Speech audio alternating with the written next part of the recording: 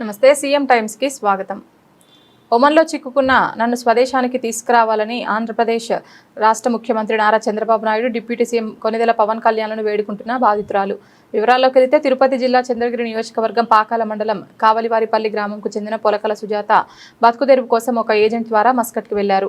ఈమె గత 4 నెలలుగా అనారోగ్యంతో బాధపడుతోంది. గత 2 నెలలుగా ఈమెకు జీతం కూడా ఇవ్వడం లేదని బాధితురాలు ఆవేదన వ్యక్తం చేస్తోంది. ఈమెకి ఆరోగ్యం సరిలేదని చెప్పినా ఈమెను వేధిస్తున్నారని, టార్చర్ పెడుతున్నారని, నా వల్ల కాదు, నన్ను ఇండియాకి పంపించేయండి, నేను వెళ్ళిపోతా అని చెప్పినా మేము పంపించము, మీ ఏజెంట్ మాకు నిన్ను అమ్మేశారు, మేము పంపించమని అంటున్నారని బాధను సెల్ఫీ వీడియో ద్వారా తెలియజేసింది.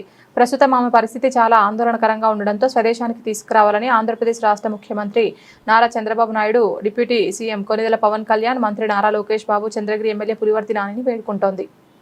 సార్ నమస్కారం సార్. సీఎం చంద్రబాబు నాయుడు గారు, లోకేష్ గారు,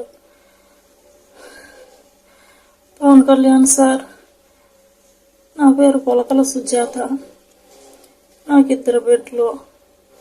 బతుకు తిరుగుకొని మస్కట్కి వచ్చిన సార్. నన్ను ఒక ఏజెంట్ ద్వారా వచ్చిన అతను ఇంట్లో పనికి పెట్టినాడు.